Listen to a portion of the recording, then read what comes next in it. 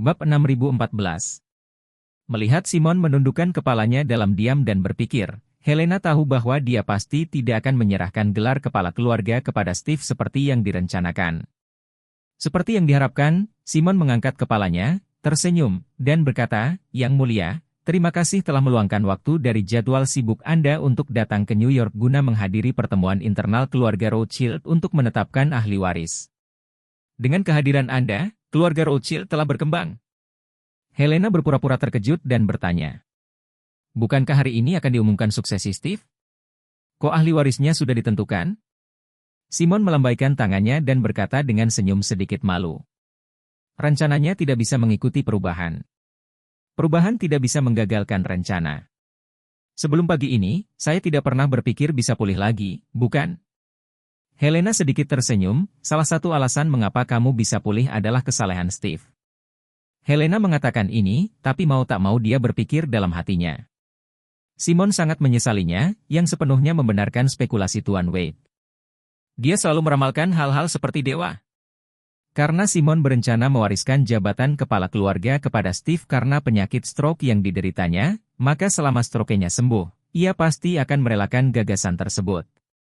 Terkadang, logika sifat manusia sama dengan logika reaksi kimia. Setelah air dielektrolisis, oksigen dan hidrogen akan dihasilkan. Ini adalah rumus reaksi kimia. Kalau listriknya dicabut, airnya tetap air. Simon adalah kepala keluarga, dan itu adalah air. Tapi ketika dia tiba-tiba terkena stroke, itu karena listrik. Oksigen dan hidrogen yang dihasilkan oleh elektrolisis air adalah hasil dari rencana Simon untuk memberi jalan kepada putranya Steve. Oleh karena itu, hanya setelah Simon, kepala keluarga, menderita stroke, barulah dia menyerah kepada Steve. Sekarang kondisi kunci pukulannya hilang, itu sama dengan mencabut listrik. Maka hasil suksesnya Steve sebagai patriark dengan sendirinya akan hilang. Oleh karena itu, menurut Charlie, jika Simon terus mewariskan tahta setelah sembuh dari penyakitnya, itu setara dengan genangan air yang dibiarkan mengering dan terurai menjadi hidrogen dan oksigen. Itu adalah hantu. Saat ini, Helena menghela nafas dan berkata kepada Simon, "Tuan Rothschild, karena rencanamu telah berubah, aku tidak akan berpartisipasi dalam pertemuan berikutnya." Simon bertanya dengan bingung, "Ada apa dengan Yang Mulia Ratu? Mengapa dia tidak mau berpartisipasi? Anda sudah berada di sini, mengapa tidak tinggal dan membimbing serta menjadi saksi?" Helena menggelengkan kepalanya dan berkata, "Selain membuat kesepakatan dengan Anda, Tuan Rothschild, saya di sini untuk menjalin hubungan dengan kepala keluarga Rothschild. Dasar untuk komunikasi masa depan. Jika Steve mengambil alih hari ini, saya seharusnya menyaksikannya langsung dan membangun dasar komunikasi yang baik dengan patriark baru. Namun, Tuan Rothschild tidak berencana pensiun sekarang, jadi saya datang ke New York kali ini. Semua tujuan telah tercapai, dan akan membuang-buang waktu jika tetap bertahan." Simon segera memahami arti kata-katanya dan berkata sambil tersenyum, "Yang Mulia Ratu memang ahli dalam negosiasi. Anda masih sangat muda dan bisa bernegosiasi dengan baik. Saya belum pernah melihat seseorang dengan kontrol ritme sebaik ini sebelumnya. Dengan Yang Mulia Ratu sebagai pemimpin keluarga kerajaan Nordik, pasti akan meroket." Helena tersenyum dan berkata, "Tuan Rothschild menganggapku terlalu tinggi. Saya bisa mengendalikannya dengan baik. Iramanya sepenuhnya karena saya memiliki guru yang baik." Simon dengan cepat bertanya, "Saya ingin tahu siapa guru Yang Mulia Ratu. Jika ada kesempatan, saya juga ingin bertemu dengannya." Helena berkata dengan enteng, "Gaya perilaku guru saya relatif rendah hati dan tidak menyukai kesombongan ketenaran. Tetapi saya yakin Tuan Rothschild akan memiliki kesempatan untuk bertemu dengannya di masa depan." Simon tersenyum sopan dan berkata, "Bagus sekali." Helena berkata, "Ini sudah larut, Tuan Rothschild, saya akan pergi dulu." Simon mengangguk, dan ketika dia melihat Helena berbalik untuk pergi, dia memikirkan sesuatu, dan segera menghentikannya dan berkata, "Ngomong-ngomong, Yang Mulia Ratu." Helena berbalik dan bertanya dengan rasa ingin tahu, "Apalagi yang dikatakan Tuan Rothschild?" Simon bertanya dengan prihatin, "Saya ingin tahu apakah pil oriental ajaib Yang Mulia Ratu masih tersedia? Jika demikian, saya ingin membeli lebih banyak." Helena menggelengkan kepalanya, "Tuan Rothschild, ramuan ajaib semacam ini langka dan sulit didapat. Masing-masing membutuhkan peluang besar. Coba pikirkan, satu orang, dalam seumur hidup, berapa kali kita bisa memiliki kesempatan untuk lolos dari kematian dan mendapatkan berkah tersembunyi? Simon berkata sambil tersenyum, orang-orang itu serakah. Meskipun saya mendapat kesempatan seperti itu sekali, saya sangat berharap bisa mendapatkan kesempatan kedua atau bahkan ketiga kalinya.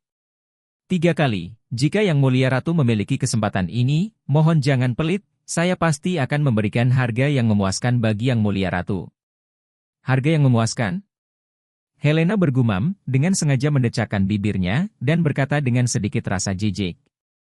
Dengan segala hormat, mengingat nilai Anda, Tuan Rothschild, Anda sebenarnya bukan pembeli yang baik. Saya yakin meskipun saya masih memiliki ramuan ini, saya tidak akan pernah berdagang dengan Anda lagi di masa mendatang. Simon bertanya tanpa sadar, mengapa Yang Mulia Ratu mengatakan ini? Helena mengatupkan bibirnya, mengangkat bahu, dan berkata dengan tenang, mungkin karena aku tidak suka tawar-menawar. Jika ada waktu berikutnya, saya akan menemukan pembeli yang lebih ceria, sehingga menghemat waktu dan membuat saya merasa lebih baik. Anda juga berbisnis, dan Anda pasti pernah menjadi penjual. Ketika Anda seorang penjual, di sisi lain pembeli selalu disibukkan, ragu-ragu, atau bahkan meragukan integritas Anda dan keaslian barang yang Anda jual. Maka kamu pasti tidak akan bahagia. Simon tahu bahwa Helena sedang mengejek perilaku tawar-menawarnya tadi. Pada saat ini, meskipun dia merasa sedikit tidak bahagia, dia juga menyadari adanya masalah besar. Jika Helena tidak mengucapkan kata-kata marah, bukankah dia akan melewatkan kesempatan berikutnya untuk memperbarui hidupnya? Memikirkan hal ini, dia tiba-tiba merasa sangat menyesal dengan perilaku tawar-menawarnya barusan. Jadi, dia berkata tanpa ragu-ragu, Yang Mulia Ratu, jangan marah. Bagaimanapun juga, saya seorang pengusaha. Saya sudah terbiasa menawar. Sekalipun harganya sepeser pun, saya akan menemukan cara untuk menurunkan harganya. Jika Yang Mulia Ratu merasa tidak nyaman, maka saya tidak akan melakukan penawaran balasan sama sekali. Saya akan segera mengganti 10 miliar dolar AS untuk Anda. Apa menurutmu tidak apa-apa? Helena melambaikan tangannya, tidak, seperti yang Anda katakan, belilah model I. Perangkat kerasnya juga memerlukan biaya. Saya lebih suka menderita kerugian daripada membiarkan Anda menderita kerugian. Lagi pula, Tuan Rothschild, Anda sudah sangat tua dan terkena stroke lagi. Jika kamu menderita kerugian yang mempengaruhi suasana hatimu, dan kamu akan menderita penyakit lain di kemudian hari, bukankah aku orang berdosa? Tidak. Simon tidak lagi peduli untuk diejek.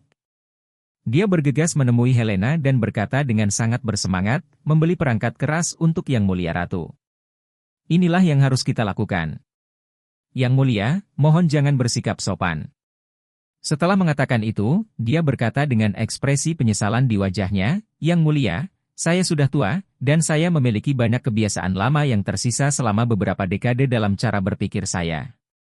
Dan tawar-menawar adalah salah satunya, tapi Yang Mulia, yakinlah bahwa kami, keluarga Rothschild, tidak akan pernah tawar-menawar lagi saat berbisnis dengan Yang Mulia Ratu. Setelah merasakan khasiat yang kuat dari pil penyebar darah dan penyelamat jantung, Simon sangat menyadari bahwa benda ini pasti merupakan artefak penyelamat nyawa. Meskipun sekarang dia sudah pulih, dia sudah tua, dan masalah lain pasti akan muncul di masa depan. Dan dokter juga mengatakan bahwa stroke sangat mudah kambuh. Hampir 20% pasien stroke akan mengalami stroke kedua dalam waktu 5 tahun. Jika hal itu terjadi lagi, tubuhnya mungkin tidak akan mampu menahannya. Oleh karena itu, jika Anda bisa membeli pil ekstra hemat darah dan penyelamat jantung atau memesannya di muka, Anda bisa duduk santai. Dia tidak yakin apakah Helena punya yang kedua sekarang, tapi dia tahu bahwa dia tidak bisa membiarkannya meninggalkan New York dengan opini dan ketidakpuasan. Kalau begitu, jika dia ingin membelinya lagi di masa depan, dia mungkin tidak punya kesempatan. Helena melihat wajah cemas Simon, yang hampir berisi satu kalimat. Aku tidak bisa membiarkan dia kabur. Dia menganggapnya lucu dan mau tidak mau bertanya. Ten Rothschild, apakah ini akan membuatmu terlalu malu? Atau lupakan saja. Kamu sudah sangat tua. Jika Anda tidak bahagia karena uang itu penting, bagaimana Anda bisa merasa nyaman karenanya? Bisnis adalah yang kedua, dan kesehatan adalah yang pertama. Simon tahu Helena sedang menggodanya, jadi dia hanya bisa menahan diri dan meminta maaf dan berkata sambil tersenyum. Tidak. Ini adalah uang yang harus diberikan kepada Yang Mulia Ratu. Jika uang ini tidak diberikan kepada Yang Mulia Ratu, saya tidak bahagia dan bahkan sulit tidur dan makan. Jadi tolong jangan menolak. Helena berpikir sejenak dan kemudian berkata tanpa daya, karena Tuan Rothschild berkata demikian, baiklah, saya tidak akan bersikap tidak sopan. Simon berkata mendengar ini, dia merasa lebih bersemangat daripada menghasilkan uang. Dia segera menghubungi manajer keuangannya lagi dan berkata, cepat, tambahkan 10 miliar dolar as lagi ke rekening tadi. Setelah mengatakan itu, dia melirik ke arah Helena, melihat ekspresinya yang sangat tenang, dia khawatir dan berkata dengan cepat. Tidak, kirim 15, oh tidak. Kirim 20 miliar. Sebagai orang kepercayaannya yang paling terpercaya, pihak lain langsung berkata, oke. Tuan, mohon tunggu sebentar, saya akan mengaturnya. Helena mengangkat alisnya sedikit tapi tidak berkata apa-apa. Setelah Simon menutup telepon, dia berpura-pura terkejut dan bertanya. Ten Rothschild, apa yang baru saja kamu katakan? Bukankah tidak pantas mengirimkan 20 miliar? Simon juga memahami Helena. Wanita ini juga seorang aktris yang luar biasa. Jika menurutnya itu tidak pantas, dia seharusnya mengatakannya lebih awal. Dia tidak mengatakannya sampai dia menutup telepon. Apakah terlalu jelas kalau dia berpura-pura? Namun, dia kini mengerti bahwa Helena, yang berusia 20-an, bukanlah seseorang yang bisa dianggap enteng.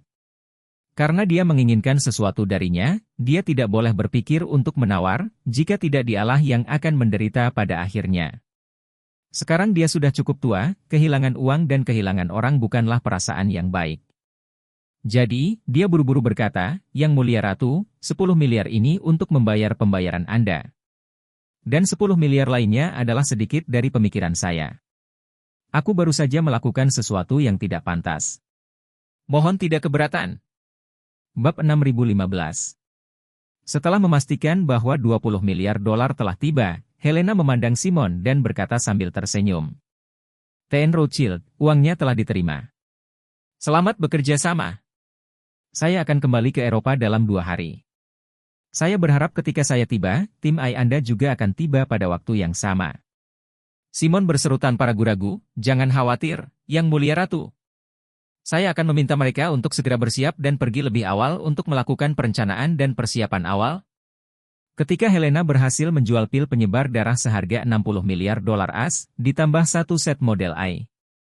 Steve, 20 meter dari pintu bangsal, dan putranya Royce, yang baru saja tiba, dengan cemas melihat waktu. Menurutnya, pertemuan sang ayah tua dengan Helena agak memakan waktu lama.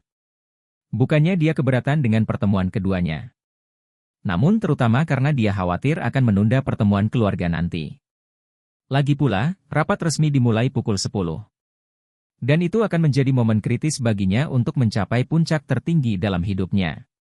Pada saat yang begitu penting, mengapa mereka tidak bisa mendapatkan kursi roda sebelum jam 8:30 dan mendorong lelaki tua itu ke tempat tersebut dengan tergesa-gesa? Hari ini adalah hari yang menyenangkan bagi saya untuk sukses sebagai kepala keluarga, dan tentu saja, mereka tidak ingin menundanya sebentar pun. Saat dia cemas, pintu bangsal terbuka. Helena berjalan keluar dari bangsal. Melihat hal tersebut, Steve segera berlari menghampiri Royce. Lagi pula, dia juga khawatir apakah lelaki tua itu bisa membujuk Helena untuk menikah dengan keluarganya. Jika dia bisa diyakinkan, maka bukankah Helena akan menjadi menantunya di masa depan? Staf medis di belakangnya juga berlari dengan cepat. Mereka mengkhawatirkan kesehatan orang tua itu. Orang tua itu tidak dapat berbicara dengan baik dan disertai dengan hemiplegia dan kejang-kejang. Dalam hal ini, tidak pantas untuk berbicara terlalu banyak. Namun mereka tidak menyangka dia akan mengobrol terlalu lama dengan Helena. Jadi mereka harus pergi dan melihat tubuh lelaki tua itu saat ini.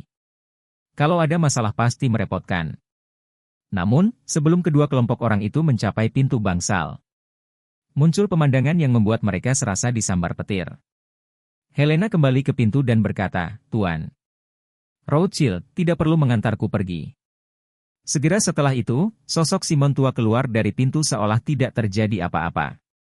Saat dia berjalan, dia bersikap sopan kepada Helena, merupakan kehormatan besar bagi kami bahwa Yang Mulia Ratu datang ke New York untuk menemui saya secara langsung. Sebagai kepala keluarga Rothschild, bagaimana mungkin saya tidak mengirim Anda pergi secara langsung? Steve, Royce, dan staf medis hampir semuanya berdiri di sana membeku di tempat. Semua orang bertanya pada diri sendiri, apa yang sebenarnya terjadi? Steve juga tercengang dan berpikir, ya, apa yang terjadi? Bukankah lelaki tua yang terbaring di tempat tidur itu baru saja menggigil? Dia tersandung saat berbicara. Kenapa sekarang? Kenapa kamu tiba-tiba tidak melihat ada yang salah sekarang? Apakah kamu kembali sadar? Steve sedikit curiga pada dunia dan mengusap matanya. Setelah memastikan dia melihatnya dengan benar. Dia tidak repot-repot memikirkan apa yang sedang terjadi. Dia baru mengambil beberapa langkah. Dia berlari untuk membantu Simon dan berkata dengan gugup. Ayah, kenapa kamu keluar sendiri? Kondisi fisikmu saat ini tidak mampu menahan siksaan. Sebelum Steve selesai berbicara, Simon menyela dengan gembira. Steve, izinkan aku memberitahumu kabar baik. Tubuhku baik-baik saja sekarang.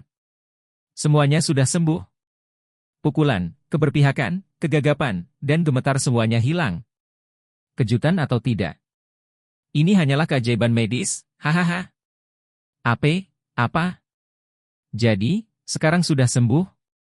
Steve merasa ngeri, merasa seolah-olah CPU otaknya telah terbakar oleh kata-kata lelaki tua itu. Dia berpikir dalam hati, apa yang terjadi? Apakah dia sudah sembuh? Apakah dia? Bukankah dokter bilang itu stroke? Hemiplegia. Terlebih lagi, saraf bicara telah terkena dampak serius, sehingga sulit untuk pulih sepenuhnya. Dan dokter juga mengatakan, hampir tidak mungkin untuk pulih dari kerusakan saraf. Bahkan jika Anda berpartisipasi aktif dalam perawatan rehabilitasi terbaik di dunia. Kamu hanya akan menjadi sedikit lebih baik dari sekarang. Kalau bisa kembali berjalan dengan kruk, itu sudah merupakan berkah dari Tuhan. Memikirkan hal ini, dia menoleh ke dokter yang merawat. Wajahnya memiliki tanda tanya dan "Fjuk kamu paman" tertulis di atasnya. Faktanya, dokter yang merawat saat ini semakin bingung. Belum lagi CPU, bahkan memori dan motherboard-nya habis. Ia merasa bahwa keterampilan medis yang dipelajarinya selama bertahun-tahun sia-sia. Setelah berpraktek kedokteran selama bertahun-tahun dan sebagian besar hidup saya. Siapa yang pernah melihat seseorang yang baru saja terserang stroke, berbalik dan berjalan dengan kaku? Poin kuncinya adalah lelaki tua itu sopan kepada ratu. Dia menari, fasih, dan energik. Bahkan dia tidak bisa membandingkan dirinya dengan dia. Dia hanya bisa menaikkan kacamatanya dan berkata dengan ketidaktahuan dan keterkejutan. Keajaiban medis? Ini adalah keajaiban medis yang sesungguhnya. Siapapun yang bisa menyembuhkan stroke akan mendapat hadiah Nobel. Steve mendengar ini, dia ingin menendangnya ke ujung koridor, dan mengutuk dalam hatinya. Dasar Bali Matar, kamu tahu keajaiban hanya dengan satu suap. Tidakkah aku tahu ini sebuah keajaiban? Apakah kamu perlu mengatakan itu? Simon melihat mata Steve melebar dan tak mampu berkata-kata. Dia sedikit tergerak dan sedikit malu dan berkata, Steve, anak baik, terima kasih atas baktimu. Yang Mulia Ratu tergerak oleh kesalehan Anda dan membawakan saya obat khusus. Setelah mendapat obat khusus untuk mengobati stroke, kini saya sembuh. Steve memandang Helena dengan ekspresi bingung di wajahnya dan tanpa sadar bertanya. Yang Mulia Ratu, ini, apa yang terjadi? Hah? Helena tersenyum tipis, memandang Steve, dan berkata dengan sungguh-sungguh. Ten Rothschild, inilah keajaiban yang Anda doakan kepada Tuhan, dan Tuhan menjawab Anda. Keajaiban telah tiba. Ibumu, ekspresi Steve tertegun, dan wajahnya bahkan lebih sedih dari kematian putranya.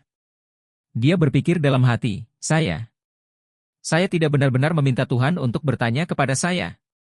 Helena melihat ekspresinya yang sedikit menyakitkan, dan dia tidak bisa mengendalikannya lagi. Dia takut Simon akan curiga dengan kontrolnya, jadi dia berkata dengan wajah serius. Ten Rothschild, jangan terlalu terkejut. Ingat, Matius pasal 7 ayat 7 mengatakan, mintalah, maka kamu akan diberikan. Carilah, maka kamu akan menemukan. Ketuklah, maka pintu akan dibukakan bagimu, inilah kebaikan Tuhan kepada orang-orang beriman. Helena berkata lagi, bahkan di saat-saat tersulit dalam hidupku. Aku masih bersikeras berdoa kepada Tuhan setiap hari, dan menguatkan diriku dengan ayat ini, mengatakan pada diriku sendiri bahwa Tuhan tidak akan pernah meninggalkanku. Jadi, saya membuka peluang hidup, mencapai pembalikan hidup, dan menjadi Ratu Eropa Utara. Jadi, harap diingat bahwa Tuhan tidak akan membiarkanmu berjalan sendirian.